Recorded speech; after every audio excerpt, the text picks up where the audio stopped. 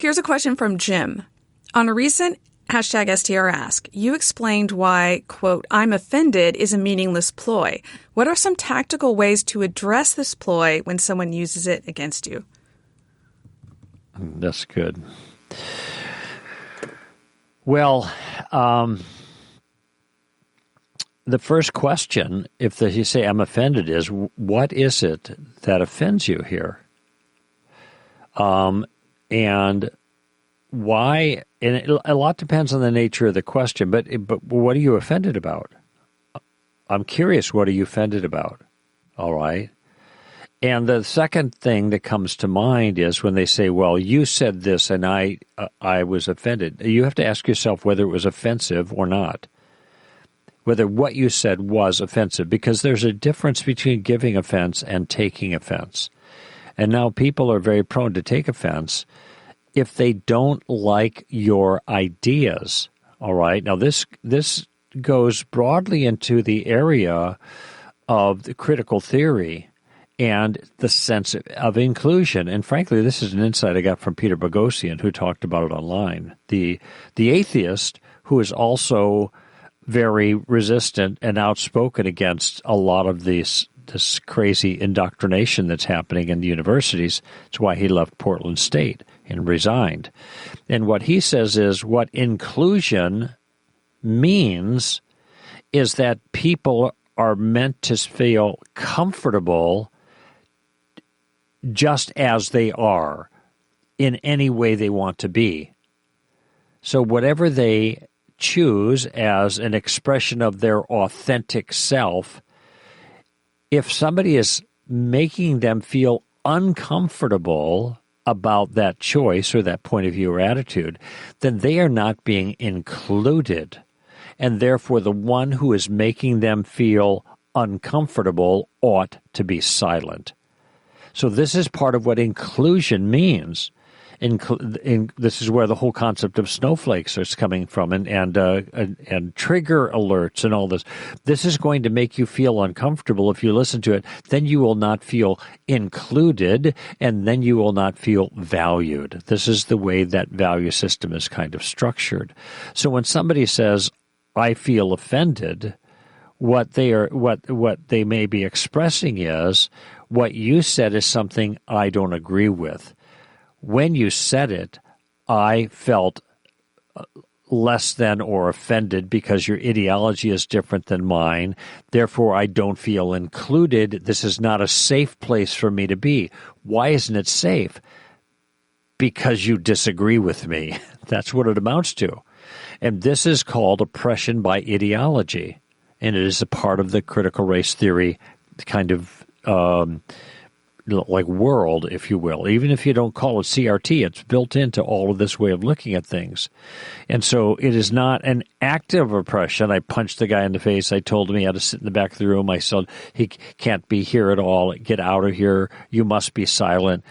No, it was just that I voiced something that he didn't like, that he disagreed with, that he felt he offended. So this has become a standard way of silencing the approach.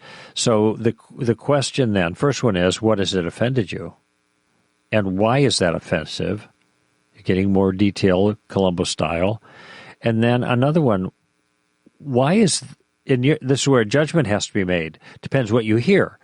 If you did say something in a genuinely offensive fashion, and here we kind of have to go to old school offensive to assess this, not new school, which is, I disagreed with what you say. Well, too bad, if you get out of the kitchen kind of thing, if the heat, whatever, gets too hot. But if it's old school and you did say something inappropriate, used language that was not appropriate and was impolite, which, by the way, the left is especially careless about, not the conservative side. In any event, if you did do that, you apologize. If it wasn't, say, why would that be offensive to you? Why would me saying this be offensive to you? So you're just, the tactical maneuver is just to figure out what the heck is going on here, and get to the heart of it. And then if you think that the challenge is an inappropriate challenge to you, You could just turn it around. Say, if I was offended by what you told me, would you retract your own view? I mean, it could be that I'm offended, that he was offended for the reasons he was offended. Does that mean now I have a claim upon him in some way? Okay, now you have to be silent because your words offend me. Does it work that way? Those are the kinds of questions tactically I would ask. I think this is just a silly maneuver. It is, if it's a demand that Christians be polite in a classic sense, that I think it's appropriate, but this is something that leftism characteristically does not hold as a value. That's why they scream at you, and there's epithets of all sorts and name-calling and vicious action that's meant to hurt you and offend you. So it isn't as if not offending people is a value of that community. You know, if you're in a religious environment, and so we never say things that would bother people, and now you're saying something that bothers people. You shouldn't do that. That bothers a lot of people.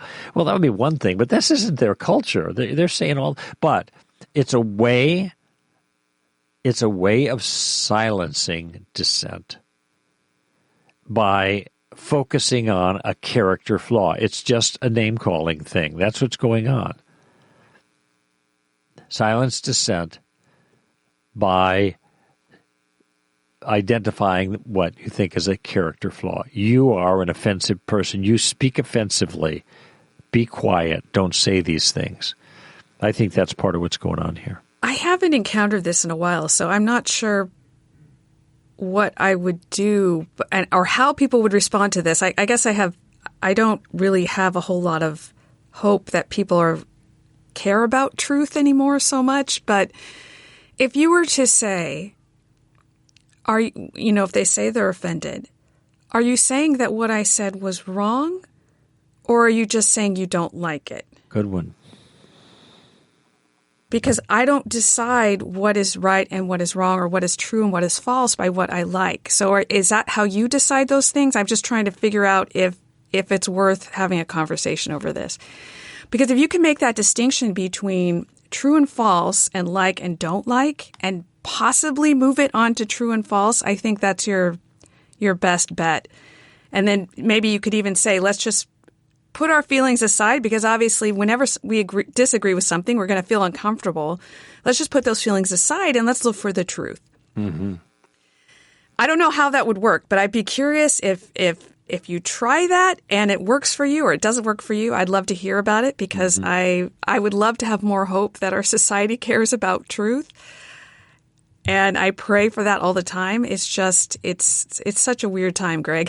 Yeah, keep in mind here, this is a caveat, and we're almost out of time, but I wanted to add this, and that is, when we give tactical suggestions, we are giving tactical suggestions that seem appropriate to the circumstances, that get at the truth in a clever way, and that try in an appropriate way to box people into the narrow corner of the truth so they can't get out.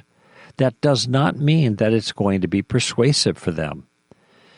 It isn't like we're saying, well, this is what will work with this person, but rather this is a way to appropriately respond in the circumstance.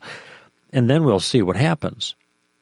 Rather than be flat-footed with nothing to say, here's how we can go to try to unwrap an illicit response. Whether they respond to it or not in that way is a different matter.